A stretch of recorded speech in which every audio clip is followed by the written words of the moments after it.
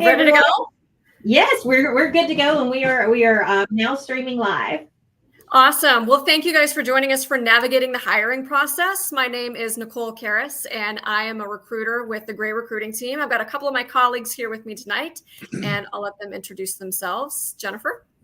Hi, my name is Jennifer Dale. I'm Vice President of Recruiting for Gray, but really, well, no matter what title I carry, I'm a passionate journalist. I love, as news director for 10 years, absolutely loved helping young people get their start and find their way in this field. It's tremendously fun. Stephen? Hey there, I am Stephen Cruz. I am a talent acquisition specialist for Gray. Been with the recruiting team for about a year and a half now, just over a year and a half. Before that, I was a news director in Dothan, Alabama, and a former producer and digital producer. Wonderful. So thank you guys for being here with us. We also have a couple of members of our team, Aisha and Astrid, on our news recruiting team who are going to be hanging out in the chat tonight. We want to make this, as much as we can, kind of an interactive experience. Truthfully, the whole reason we created this presentation is just based on the questions we were hearing from people like you on what is the hiring process like. And so if you just want to get things started tonight, just tell us in the chat where you're from. You know, as a former anchor and reporter, it was always nice to look into a lens and I wonder who's on the other side watching me do all of this talking. So let us know where you're watching us from tonight. And so my background is as an anchor reporter. I never put a contract in front of anyone to negotiate. So you're probably wondering, great. So why is this person telling me about the hiring process? Because for many, many years, I was on the other side of that. And being in this role as a recruiter now for Gray has allowed me to pull back the curtain, so to speak, for some other folks and just kind of share some tips and tricks on what hiring managers are looking for, even as they search for candidates, what they're kind of interested in hearing during the interview process. And Jennifer and Stephen both have backgrounds as news directors. And I know we're going to dive into this here, in the not too distant future, but really the hiring environment has changed. It's very, very different than it was 2 years ago. I don't know how many people in this call are looking for their second job. But I just, 2 years ago, we were at record high openings in the company. In fact, that's how I ended up in this job. Is we had so many openings, more than our company had ever had to deal with before, and that's not the case anymore. Now we're at record low openings. So there's that as well. So the game has changed for you guys. You're coming at a hiring environment that is not all that different, even though it's not as competitive as it was, when Nicole and I got our start, but it's still much more competitive than it was even 2 years ago. I want to show, for those of you who've never met Jennifer before, she's what we lovingly call a data nerd and loves keeping track of our application metrics. And so, Jennifer, do you want to walk us through what this graphic is showing us? So that is just basically what you were up against 2 years ago when you were applying for jobs. Now, keep in mind, 2 years ago, we had record high openings.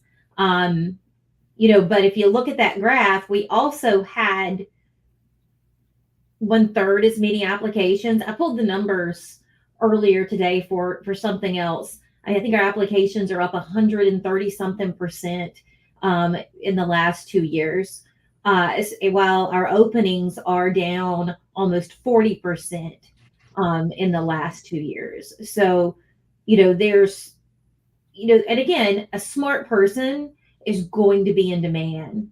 A good journalist, if you are good at your job and you work hard and you do what you were supposed to, you're always going to be in demand. But you got more competition than you used to. And I think that's something, that we have to keep in mind as making yourself the most competitive candidate you possibly can. And, there are ways to do that. We can dive into some of that, a little later. But let's just start from the very beginning. And apologies that our friend here is a little squished in the picture. Technology doesn't always agree with me. And so she's lovely. She's not that squished in real life. She's a wonderful producer. So let's talk about the search, because especially if you are starting fresh and you might be looking for that first job, the search is really overwhelming. You take a look at the map and you think, okay, am I truly open to any adventure? If Anchorage, Alaska comes calling, is that a place that, I could see myself getting a start in my career? So when we as recruiters hear, oh, we're really flexible, we'd, be open to going anywhere. Are you really? Because our news directors at any of our stations might be interested in reaching out to you. So you really have to be able to understand what that means. And just as you get started, really research your ownership groups, research the stations, research the cities.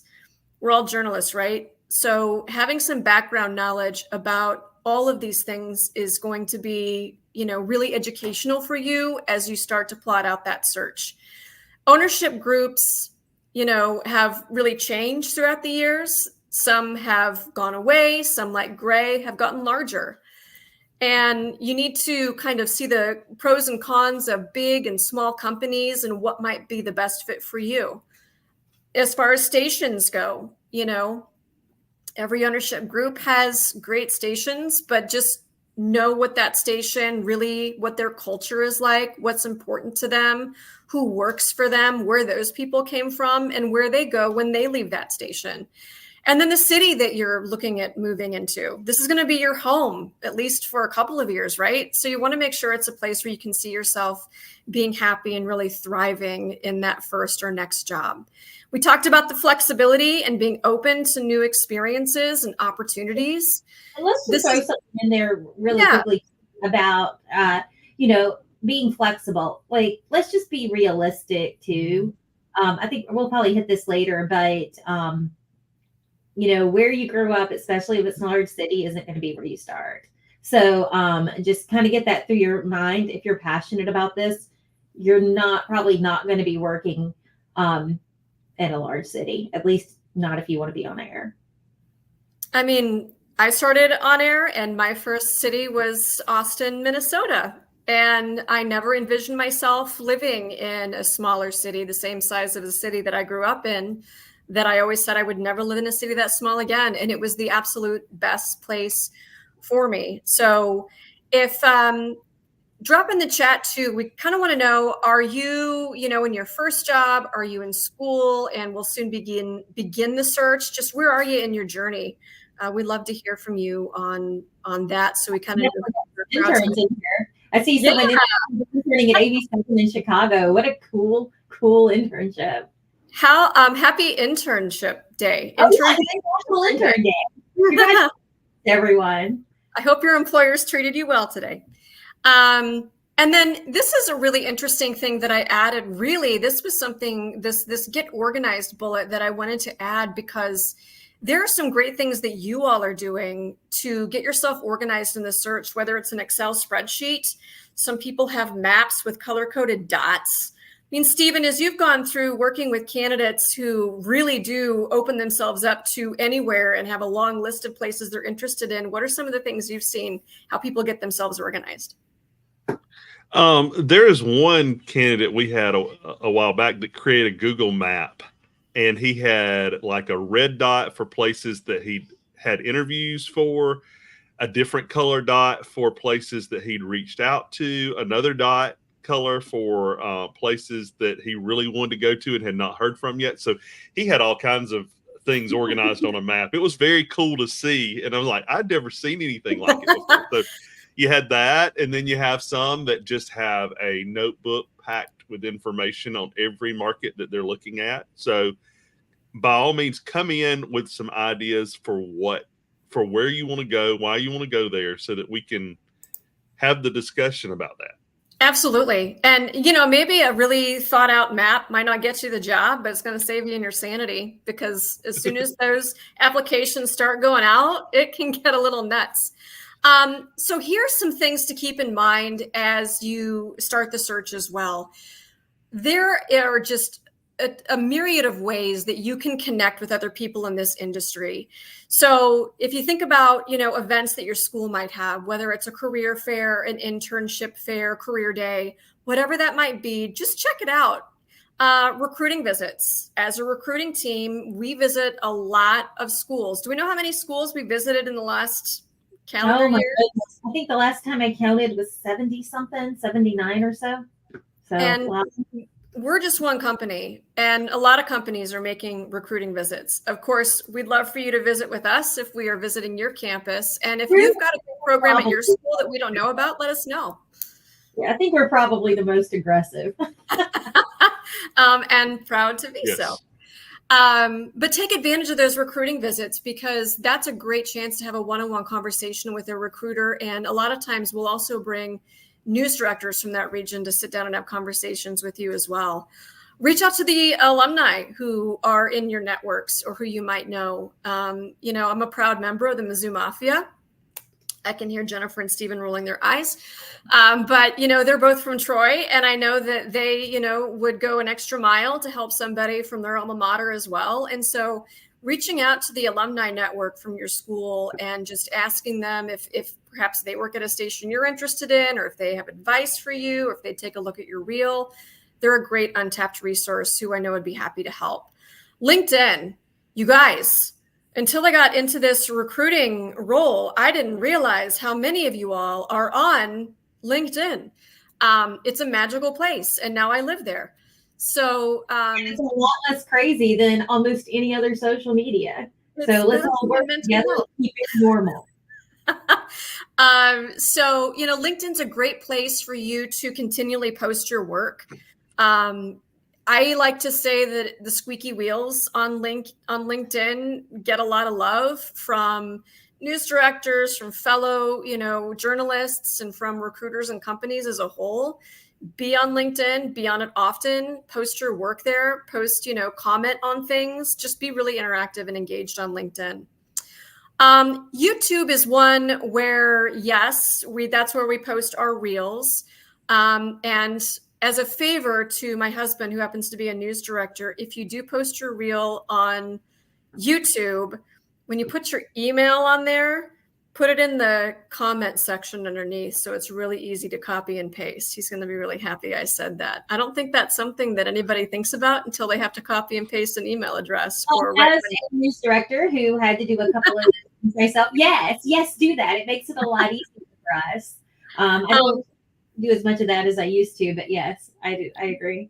But build out your YouTube channel. If you have multiple skill sets, if you can produce, if you are doing sports, but you would be open to news, this is where all of your reels can live, on your YouTube channel. And then, of course, the Great Talent Pool, which is Jennifer's baby. That has been very fruitful for us as a company. And I think it's been very helpful to how many people now have we hired out of the Great Talent Pool? As of, what was it, Stephen? Tuesday, 602 from the Great Talent Pool. 602. Yeah. And we currently are sitting at 5,400 profiles in the Great Talent Pool. So what the Great Talent Pool is that I really got tired of looking at YouTube and having to cut and paste that email and not even knowing where that person was in their contract, not knowing where they wanted to be, not having any idea about their goals. And it didn't make a lot of sense for me to do it, for Adam to do it, for all 111 of our other news directors to do it. So the Great Talent Pool, you can go to grayishiring.com, upload your reel, your resume, every location in Gray that you're interested in working in. Let's say that, I saw someone saying that they were finishing up at college and they were moving back to Atlanta in the chat. Well, if you're right out of school, you're not going to be working in Atlanta. But let's say you wanted to work in Georgia somewhere. Well, you could put in that you want to work in Columbus, Albany, Macon, or Augusta, all markets we own in Georgia, and put your availability date, your desired salary. Pro tip, just put in competitive market salary. And we can go into why you should do that a little bit later, but don't oversell yourself, don't undersell yourself. So put in the do that, and you can and we'll push it out. We'll take a look at it, it will go out. And again, that is at grayishiring.com. Where is everyone's dream market? I'm always curious to find out, if you could work in any market in the country, where would you work? I always said that, one of my dream markets would be Charlotte, where we happen to have a station, by the way, and it's a great destination, but it is not a starter market. You're hearing it from a recruiter. It is not a starter market. However, goals change over time. And so when we talk about the search, I also want to be, talking about the options that are out there and kind of the roadmap to get you to where you want to go. So yes, would love to hear where you'd eventually like to be. Part of our job is to help you get to where you want to go. And look at all the locations we have around the country, guys, where you can get a start for your next job.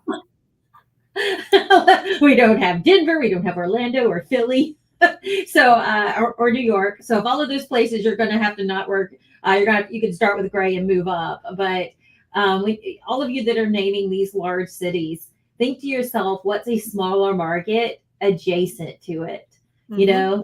If you want to work in Orlando, we have stations in Gainesville and Panama City and Tallahassee, and we have a small station in Sarasota. Think about that as you're going through. Shout out to whoever wants to work in South Carolina. I live in Charleston, so absolutely wonderful city. We own a wonderful television station, every market in South Carolina. So just, think of how you're going to get to your goal. I always tell people, if you want to work in a certain place and there's a destination, figure out what the feeder is into that. That's, it's fun to live in multiple places. I know that a lot of us want to get home. I'm no exception. I love going home, but I've also really enjoyed living here in Charleston. I lived in Myrtle Beach. I lived in Johnson City, Tennessee. All of those were wonderful for different reasons. So don't think too much about, I've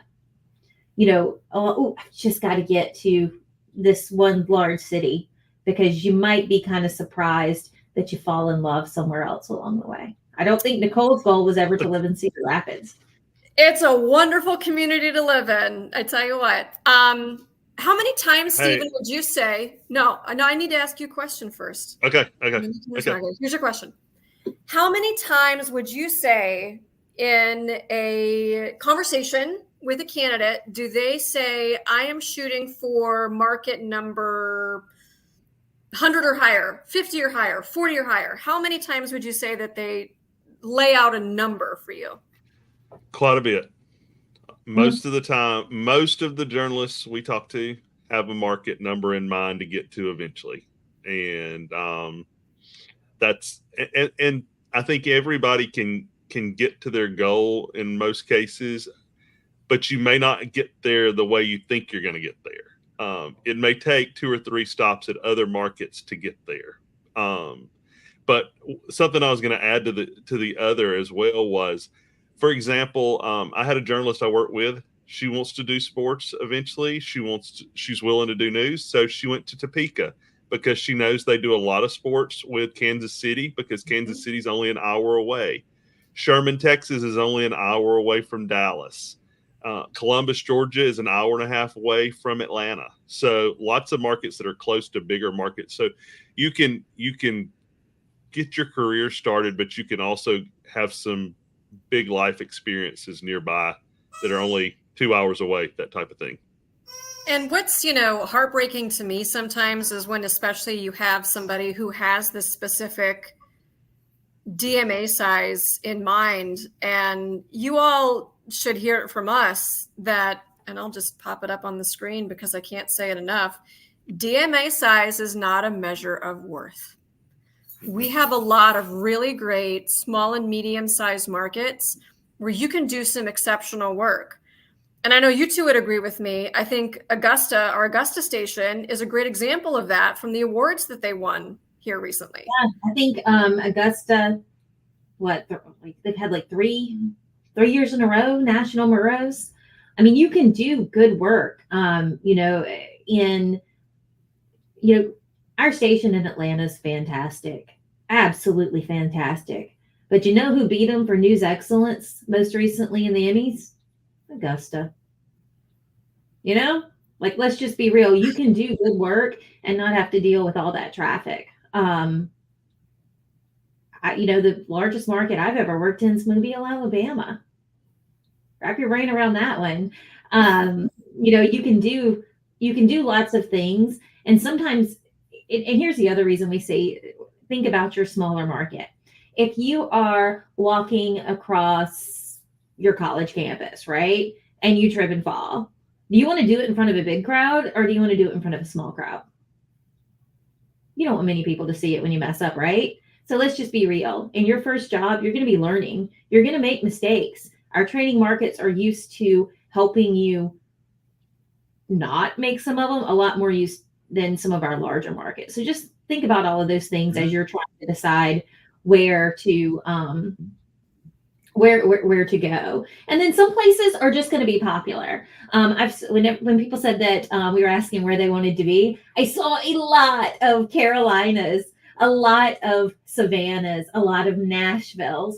You're not alone. If you want to live anywhere between Texas to Virginia, that whole swath right there with all of the gray stations and the big T's, those are our Telemundo affiliates, by the way.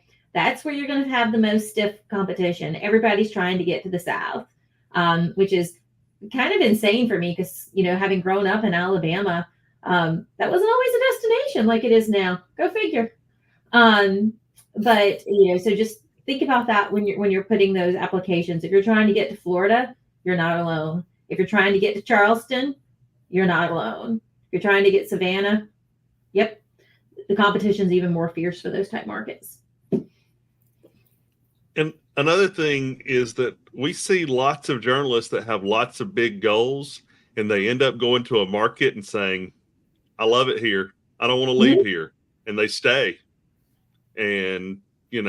And sometimes, to be honest, sometimes, you might make some more money, especially if you've moved up within the station. You might make more money in a smaller station than a large one, and it will be cheaper to live. We're not trying to talk you into going to a small city. Absolutely not. If your heart's in someplace big, go do it. We're just trying to make sure that you proceed forward in the interview process with that your expectations and your goals are something we can actually help you with.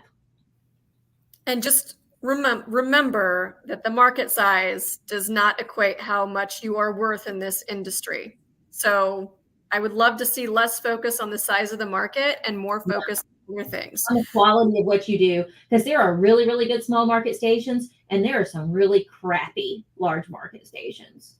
Let's talk about what does matter when you're looking for jobs instead of that DMA market size number. A supportive newsroom. You guys, especially if you're going to a station, a city where you don't know anybody, that can be an overwhelming endeavor. And having a supportive newsroom, not only personally, but professionally, can make all the difference in that first job, even next job experience. Make sure that newsroom has a really healthy culture. How do you find that out?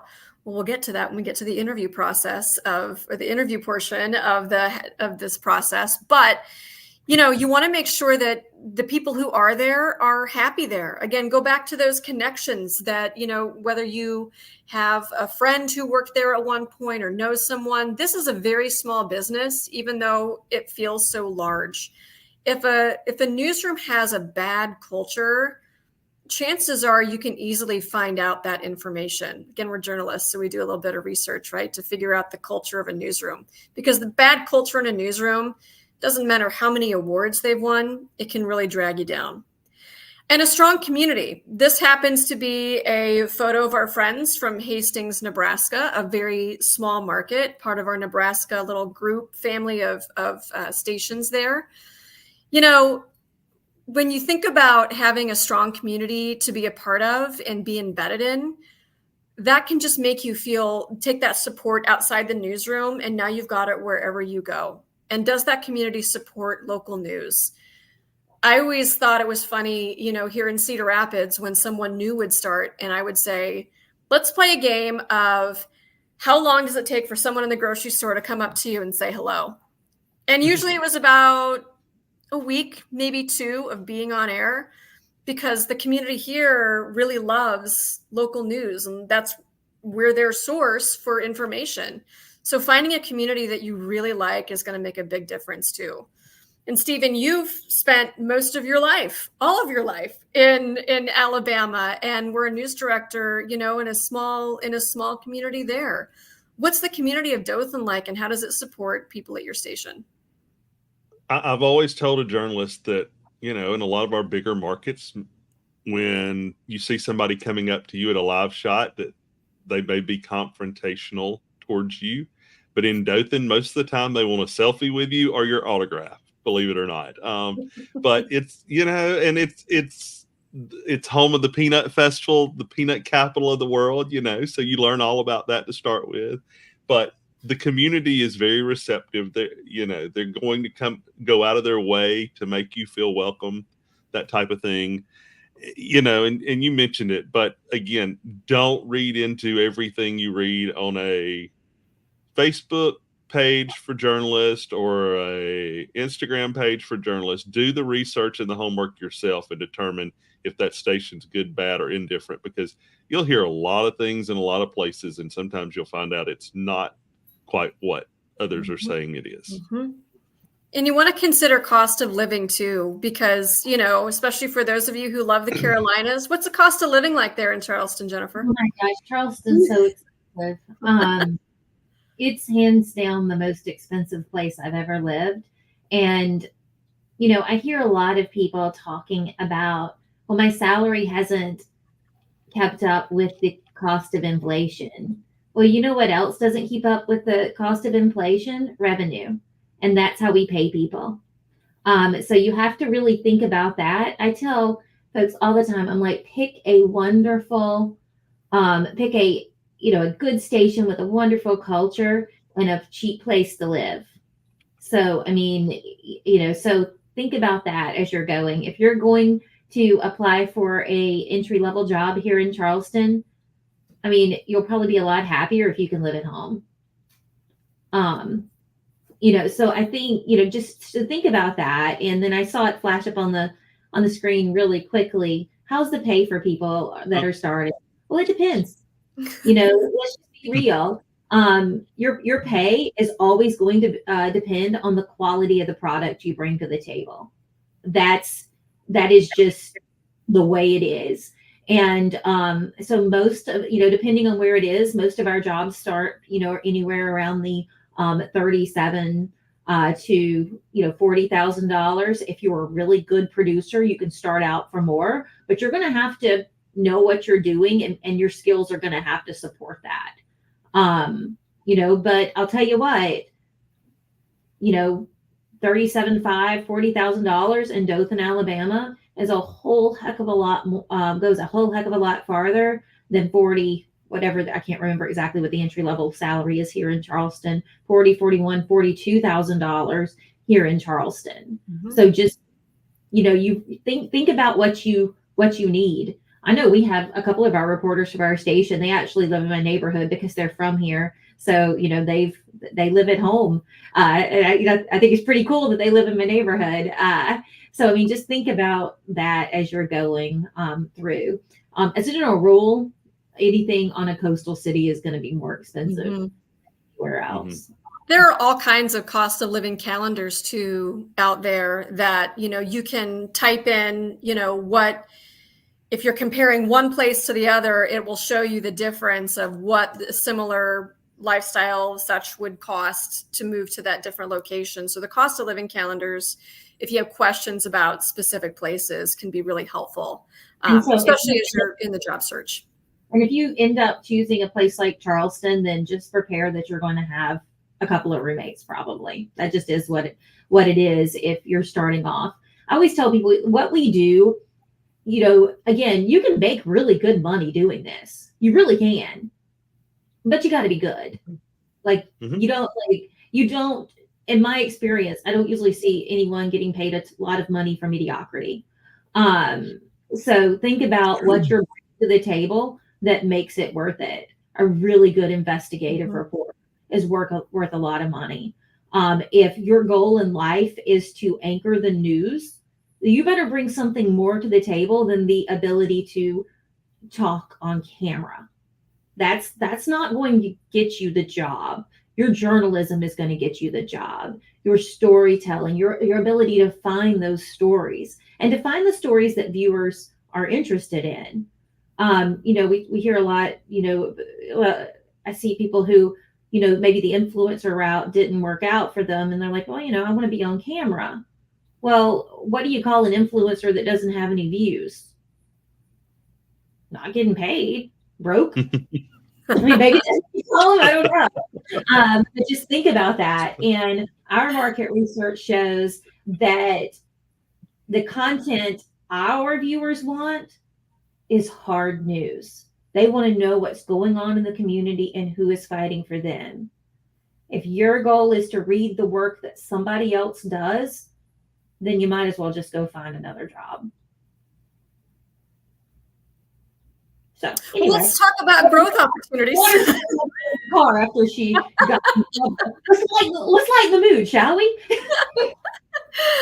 I do want to know, as we continue on here, what kind of jobs are you all hoping to find, or what's your current position? Just to get a feel for on-air versus producers versus photographers or anybody else you may have with us tonight. You can't answer anchor, but just know that if you want to anchor the news, the best path to do that is to be a really good reporter. It's true. And then, also focus when you're looking in your job search on where the growth opportunities are. I think I mentioned a little earlier, just having a quick conversation about where do people go from here, and are there growth opportunities not only within that station but within the company you're looking at. And then training and feedback, so very huge, especially as you're starting to, if you're jumping into the job market for the first time. Some of it, yes, might feel a little baptism by fire, but you also want to make sure that you've got, someone there who can help mentor you, give you some feedback, give you a little bit of that training that can really help get you to a place where you can build confidence, because a lot of it really does come from confidence and how you grow. Okay, so I always talk about the 3 priorities when you're narrowing down where you might want to submit an application or in your job search. And you kind of got to weigh these 3 priorities. These are very personal to each person. What's most important to you? Is it the position? Is it the pay? Or is it the place, the location? So if it's a goal for you to be close to home, I've been working with a candidate who she's kind of set a 5-hour radius for herself. And she's drawn, a circle roughly of, what would be a 5-hour drive from home. So she could drive instead of having to fly to get home if she needed to get there. So for her, place was the most important piece, that she would, instead of only looking for maybe anchor reporter jobs, she'd be open to an MMJ job if she could get it within the place she wanted. So you kind of have to really think to yourself, and what's the most important? And by the way, these can change from job to job, because as you get older, your priorities do change. And generally you're going to have to give on at least one of those. Somehow you're going to have to give on at least one. And, your ability to give may be different. I grew up in a double ride trailer in rural Alabama. I grew up poor and I didn't know what it was like not to be. So, so it really wasn't that different for me in my first job to have to not make a lot of money. I'd never had a lot of money. So, position and place were really important to me, but position was the most important. So you got to think about that and rank them, because those may be different than mine. Like, I can't decide what your priorities are, but in your mind, you need to make sure you have them ranked, because if you're looking for the unicorn job, good luck. Especially if your unicorn job is to anchor in a big market, do sports anywhere, or do lifestyle, or do anything, maybe entertainment, or any of those things that there's just a lot of positions don't exist for them. Let's just be real. I don't know that we have what, maybe 6 or 7 sports position open nationwide, and we have 10,000 employees. Maybe 6 or 7 lifestyle positions open nationwide with 10,000 employees. We don't employ a single entertainment reporter that I'm aware of. So just think about that. Like, what skill are you bringing to the table that's needed? Because you know what we do have? I mean, we have 268 news positions open as of earlier this week. Those jobs that we are most eager to fill are producers. I was a producer, love being a producer. MMJs,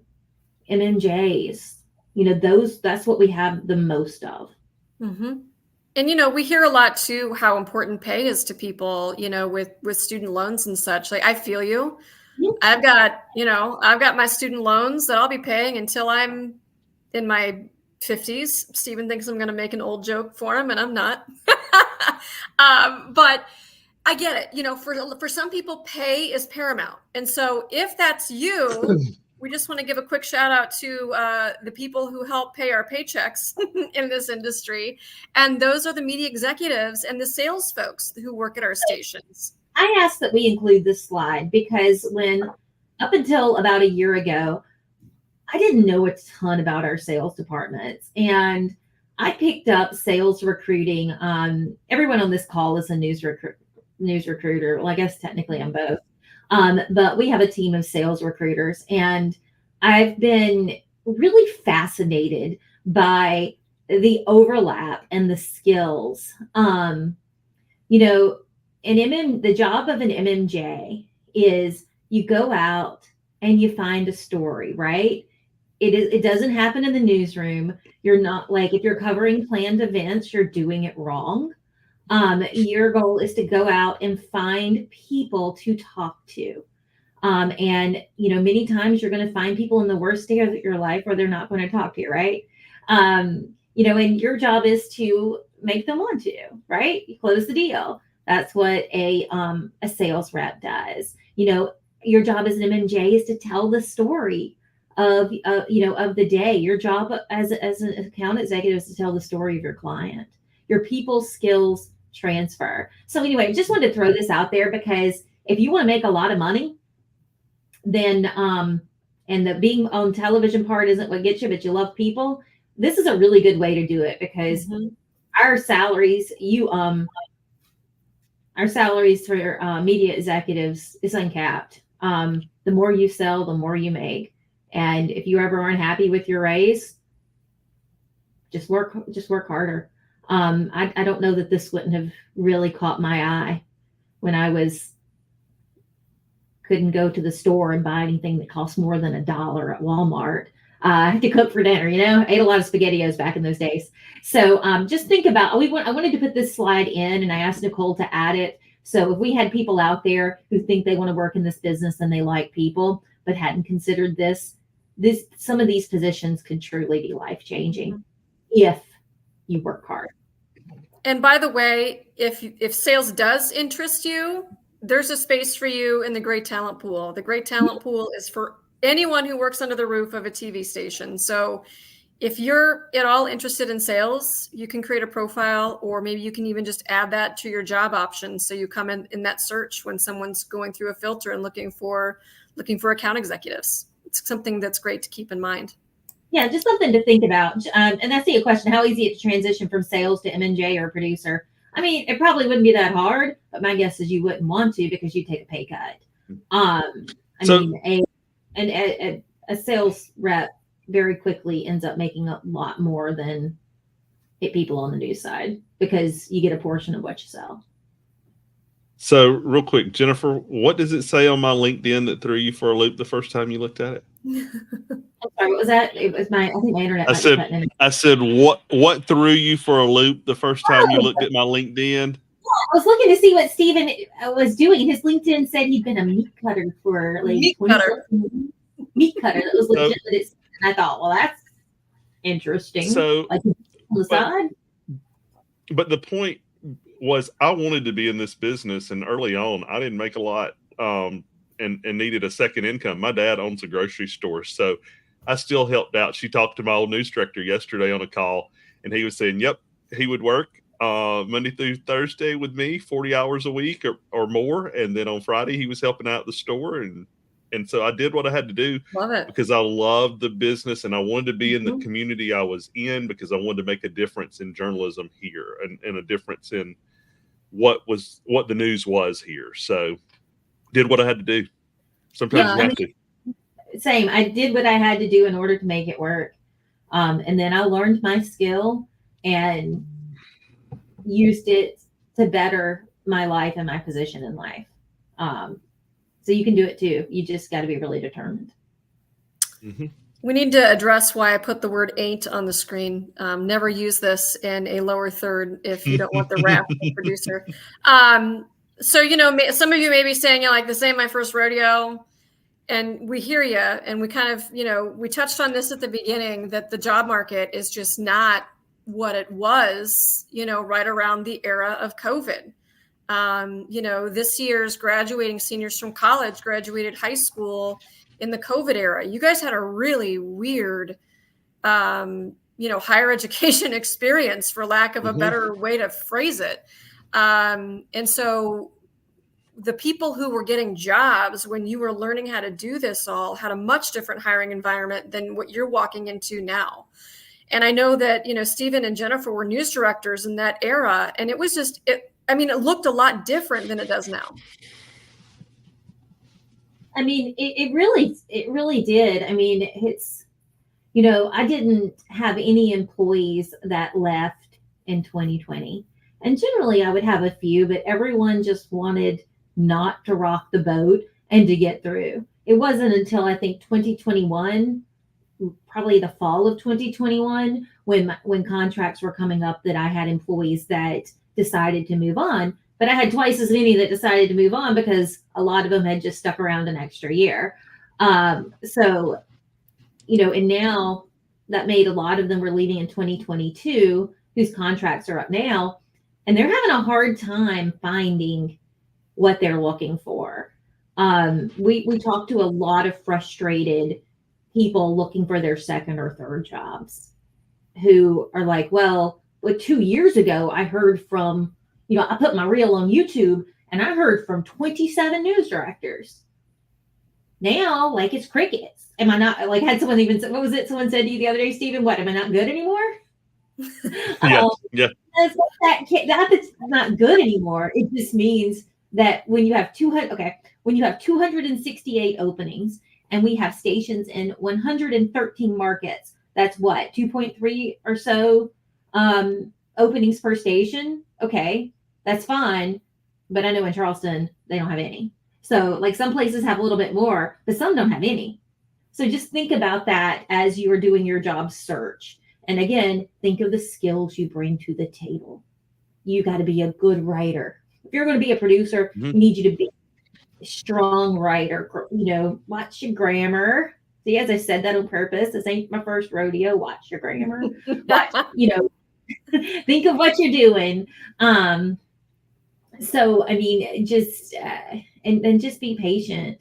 The good news is if you go with a company like ours, we really believe in growing from within. So if we don't have an opening now for you're trying to get to, generally you can probably stay at the station that you're at until, and you want to wait till something comes open. Anyway, So let's dig in here to the application process. Some of this stuff may seem like second nature, but believe it or not, we see a lot of typos, for example, on resumes.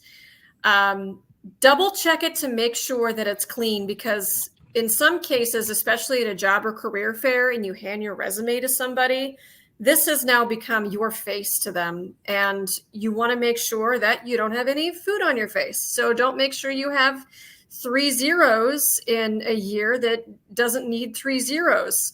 I did see like a 20,020 on a resume. Just give it another look. And if I can't trust you to make your own resume factually correct and to be spelled correctly, how can I trust you to get what we put on television correct? How can I trust you to report things factually correct? How can I expect you to spell the supers correctly? So think about that. If you can't even get your own house in order, how in the world are you going to get it right on television where thousands of people are watching? Make sure that when you do submit your application, and if a reel is required or any kind of demo portfolio, make sure that that work is really showcasing you. You know, when people ask us what makes us stand out from the crowd, if I see somebody who's genuine on camera, to me, that's something that really sticks out as being unique, because it can take a long time to get comfortable in front of a camera. And just having that you showcased in your application process will be helpful, especially when you're trying to wade through all of those extra candidates in the talent pool, as we mentioned. Be your own best advocate. That doesn't mean to be extremely pushy and send, the news director maybe a note every day. That might be a little too much. Don't do that. But certainly, be your best advocate, and don't talk yourself out of trying for something that you feel is out of reach. It doesn't hurt to throw in an application. Just have realistic expectations and be willing to have the conversation.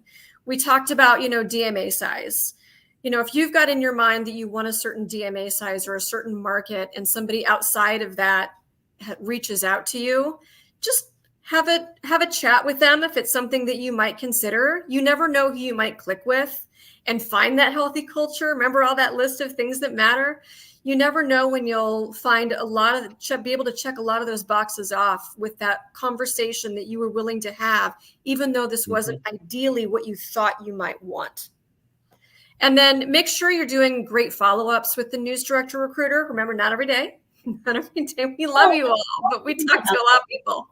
A very common thing is make sure you're checking your email. Yes. And check your junk Yes, email yes. box. For whatever reason, I've noticed a bunch of emails going to junk, especially if you have a school email address. I think they're really cracking down on emails. Just check your junk email every now and then to make sure that a news director's note or a note from a recruiter didn't fall in there. Not to use your school email, because that's going to get cut off one day. Mhm. Good tip.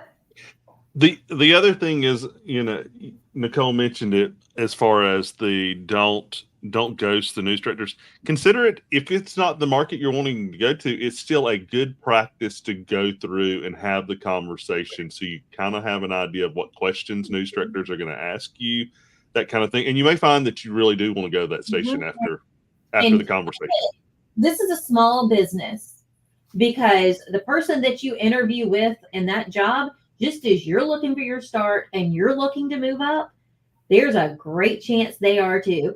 I'll tell you, there are people that I remember from previous jobs. There are people that I remember interviewing in Charleston or Johnson City, that how they handled themselves. Oh, I remember this person. I'm not going to hire them. They didn't handle this as well. Or, that's whatever happened to them.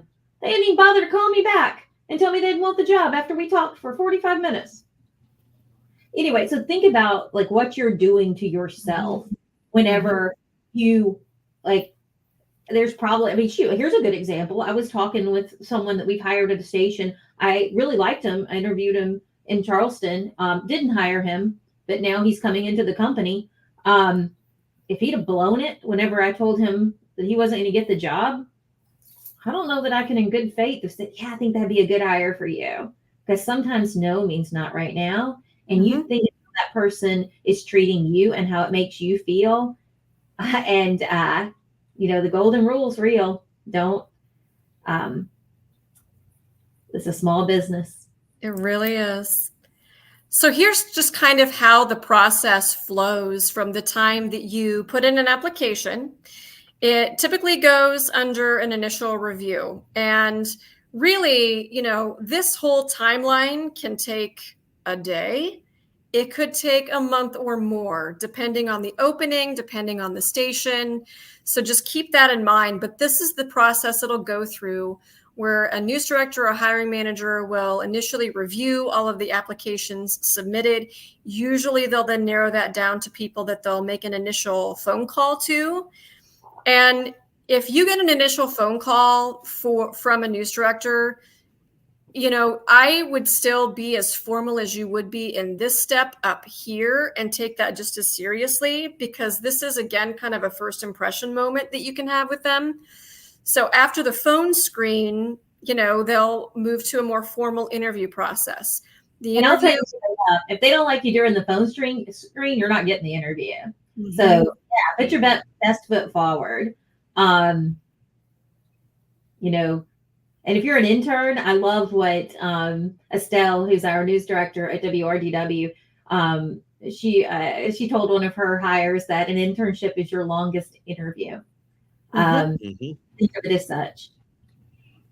And then we'll dig into kind of more of the interview and offer process here in just a moment. In fact, let's talk about the interview right now. So the interview process, once you go through the phone screen and they say, well, I'd like to have a video call with you on a certain date. Now, it used to be that stations had a habit of bringing people in more often to do an in-station visit. And I think there's this misconception that now if a station doesn't, that should be a red flag.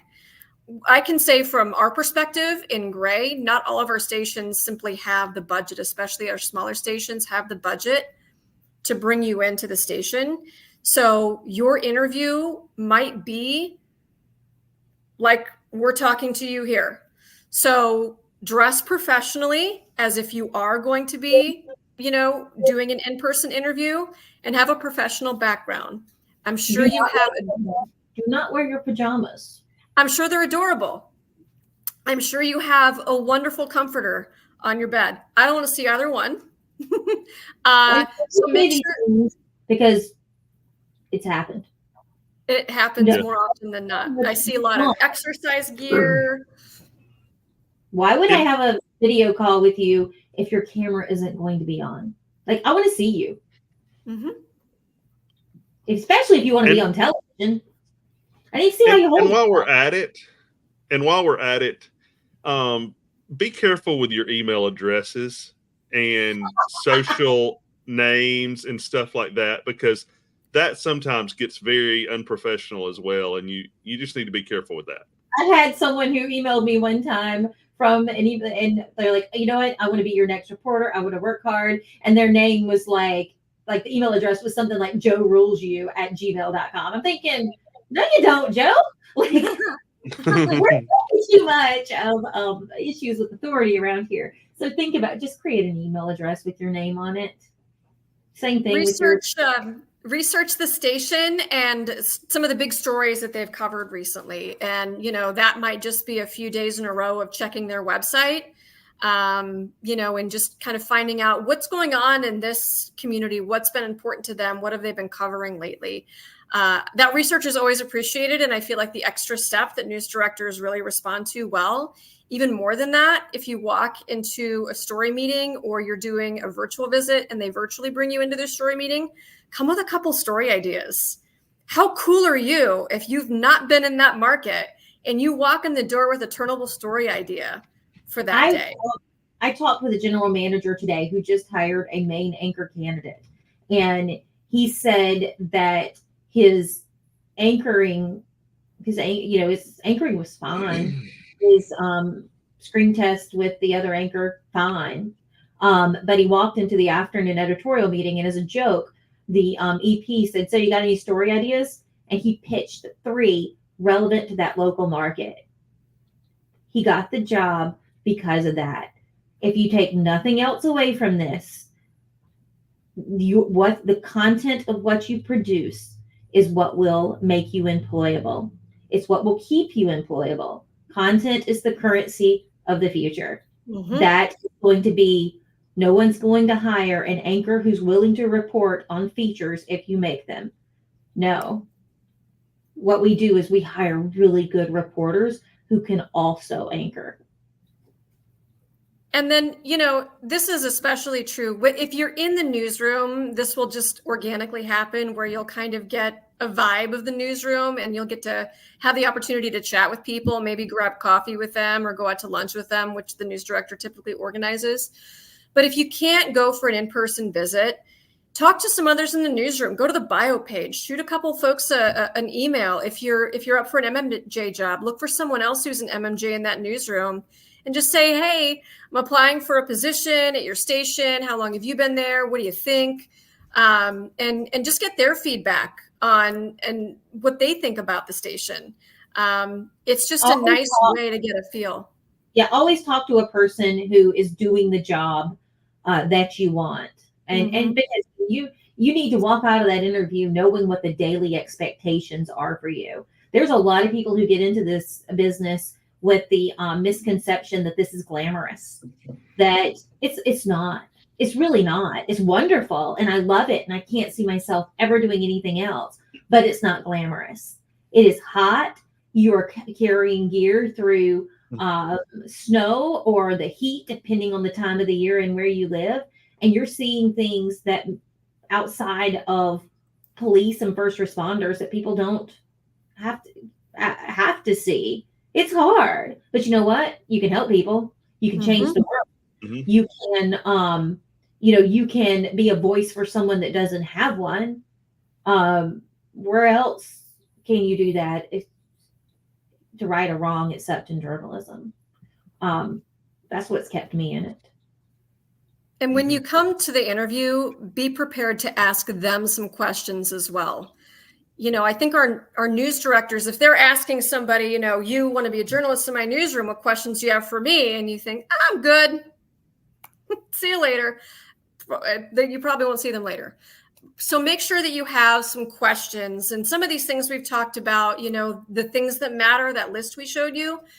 What are the growth opportunities? How do you train people in your newsroom? What resources are out there to help me feel safe and supported? How do you support people both mentally, physically when they're out in the field? Do you have 2-person teams? These sorts of questions are always very expected and appropriate questions to ask. And then I think I brought this one up earlier because it's one of my favorites. When people leave this station, where do they go? Do they go on to another station? Do they get out of the business? What's the trajectory like if I were to come here and spend my time and talent here? And now let's talk about the offer. And this is the place we all want to get to. So the first thing I want to say about offers is they are not personal, right? Stations many times have budgets, especially, smaller stations have smaller budgets. So stations have to follow these budgets, and there's usually a dollar amount that's assigned to this position. I think of it as like you do your own, like when you your own paycheck for whatever, however you pay your bills. Think of it that way.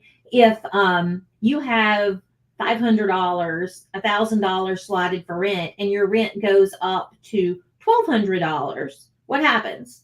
You have to take money from somewhere else. Mm-hmm. So that's what happens in budgets. So it isn't like you can just be like, well, I need more money, because then you have to go back to, the sales department. Well, you got to make more money. So, I mean, just think of it that way, that generally there's a budget and there's a number. And okay, let's say that number is $40,000, and you come back, you're like, I really want to make 50. All right, that's $10,000. You're like, okay, when you count to 40 to 50, it isn't that much. It's a heck of a lot, because honestly, that is a 25% difference. And when you get into this, you got to think percentages. Generally, every year, a television station gets, or a newsroom gets, a 3% increase in their budget, which means for every position that I was hiring for the next year, I had the ability to 3% more or less. So on a $40,000 salary, what's 3%? Maybe, I don't know, 1,500 maybe. I'd have math is hard. Probably I less was than told that. there would be no math. Yeah. So think about that. Like that. Are we telling you to take less? No, absolutely not. You know your number going in, and you know what you need to live, and you know what you need to be happy. Know what was in there. Now, and don't settle for less. I mean, I wouldn't, but also know that what you want and what you need for that position may not be humanly possible. Right. So negotiation is common, but you need to be realistic about it when you approach that conversation. Let's talk about that. Yes, negotiation is common, but I'll be honest, I never negotiated. And you want to know why?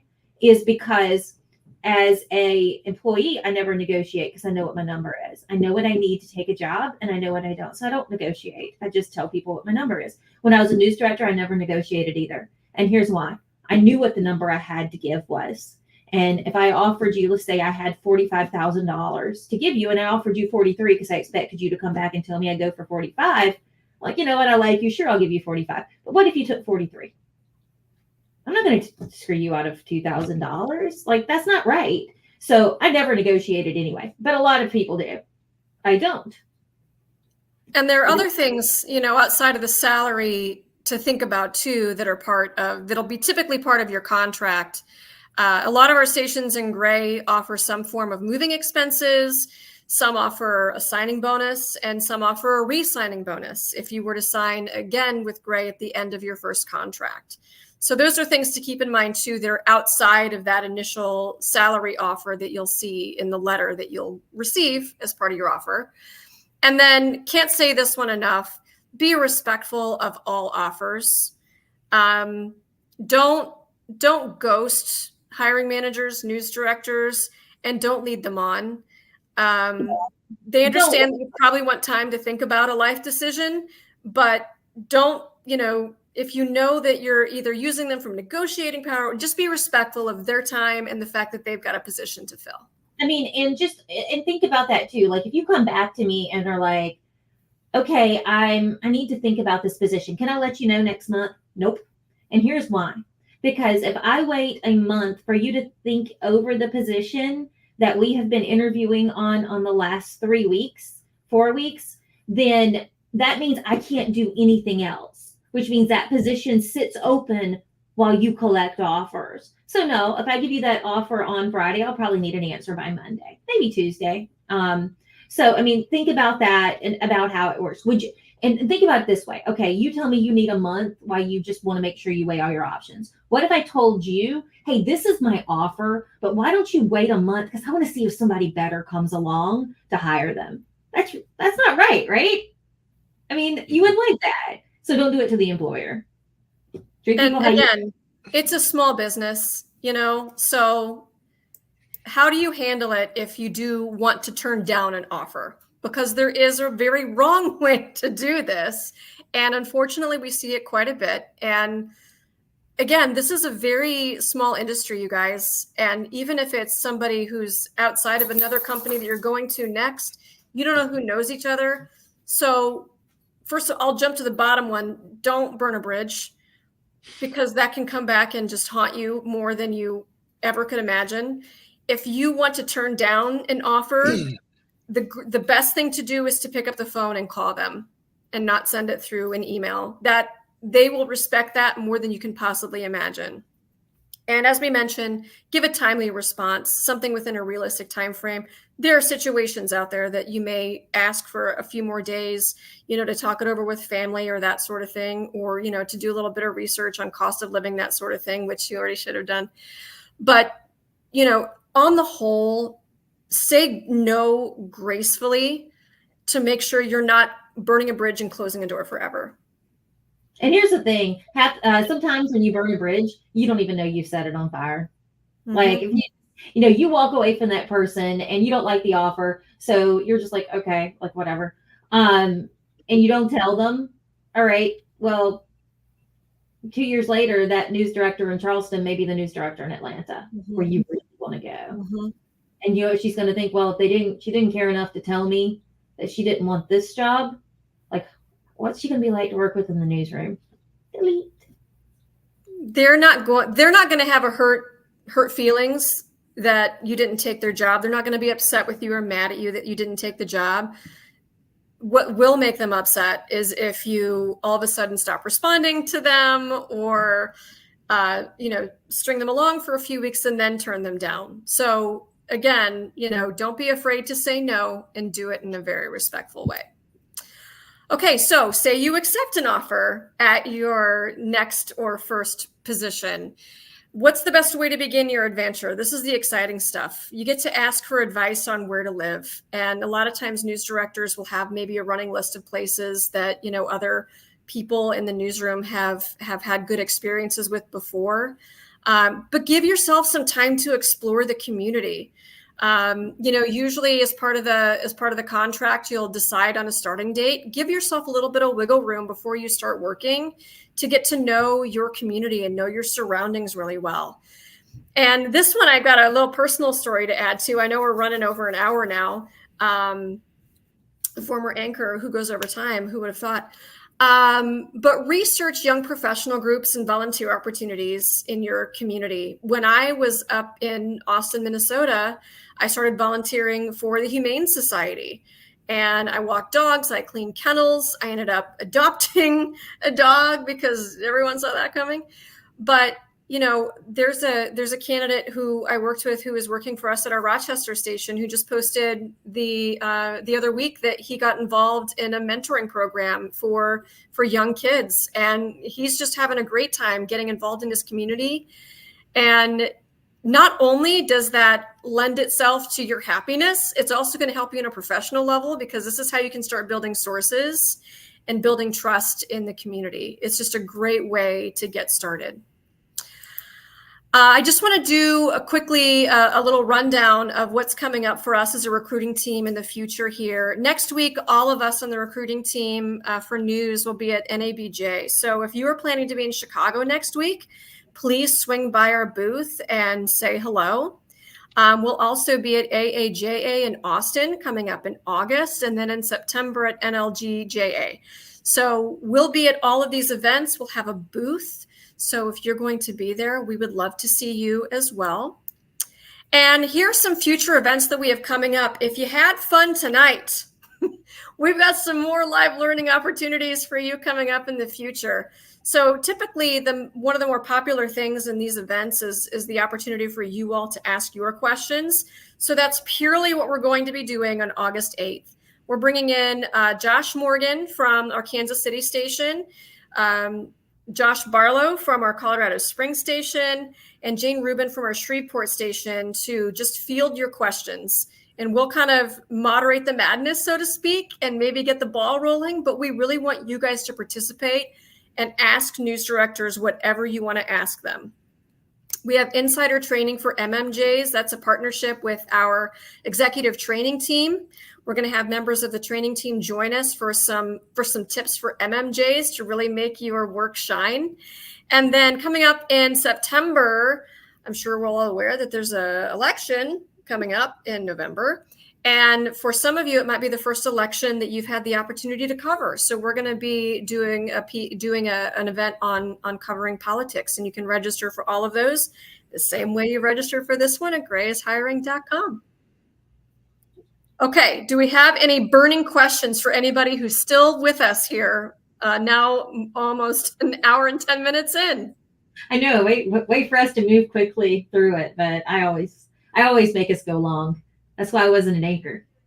I was a producer. It was my job to keep you guys on time, not make it go long. Actually, that's probably the biggest joke of my existence. Let's see if we have anything we haven't answered. Kennedy asked, is it possible to get and Stephen answered this in the chat, but we'll talk about it here too. Is it possible to get a signing bonus and moving expenses, or it is the same thing?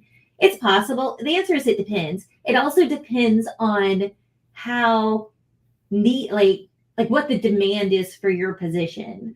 Like if they're having a hard time filling it with the right person, you're going to be much more apt to get those things. But like, let's say you're going to be it's a sports job where there's hundreds of applicants. Probably not for a signing bonus. They don't have to. They have a million people who want that job. Moving expenses we try to do to help out. So, there's that. Oh gosh, and I don't remember how I put this up. Let me see if I can get it down. Oh, there we go. We're good. Let's see what else we got. We're really looking forward. I saw that a couple of people are going to NABJ next week. We're super excited about that. There's one. Our internship still pay. Yes, Gray does not do internships. We believe in a hands-on experience. We believe we hire 26% of our interns into full-time positions. We probably send another 25% back to school for the fall. So, it would be I think someone's trying to hurry me along, Stephen, or whoever it is. So yes, we only do paid internships. On the job application, it says in progress. What does that mean? My guess, look, we don't have that status that I'm aware of in our company. It probably means that someone is looking at your application. So.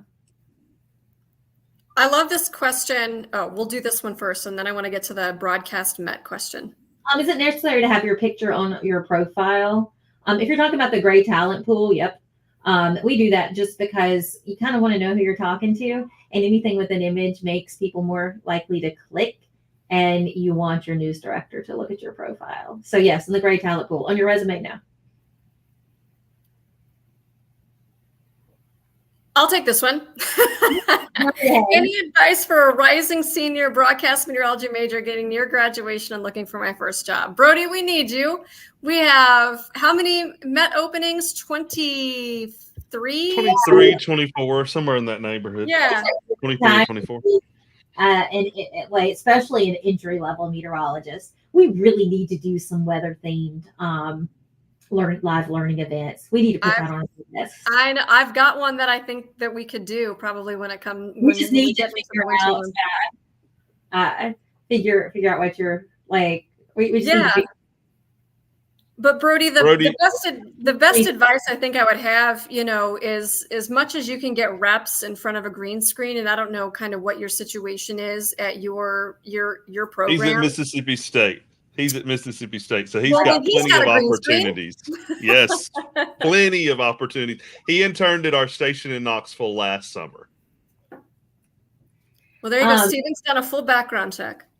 Here's one elevator pitch for NABJ. I'm far less interested in your elevator pitch than I am your reel.